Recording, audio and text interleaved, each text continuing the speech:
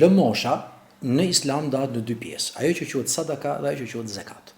Zakati është institucion. Sadakaja nuk është institucion, sepse sadakaja mund të jetë diçka individuale, mund të jetë diçka e aneksuar, mund të jetë diçka që lidhet me 4-5 persona dhe jo domosdoshmërisht sadakaja lidhet me investimin në shoqëri apo investimin për shoqërinë.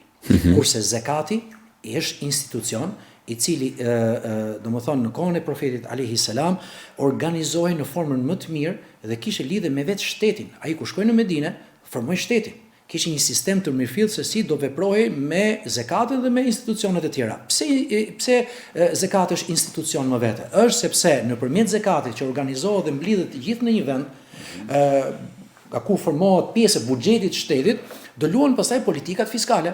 Dhe politikat fiskale janë me studime konkrete.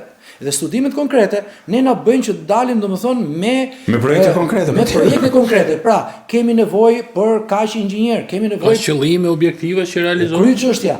Pra, po të shikosh me vëmendje, nuk ka qenë rrëmuj çështja.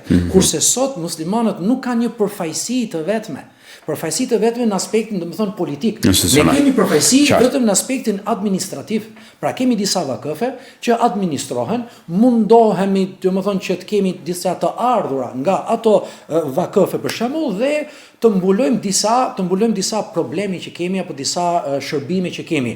Ndërkohë zakati është institucion më vete, shumë i lartë, është një nga shtyllat e islamit dhe nëpërmjet zakatit shteti luan politikat fiskale.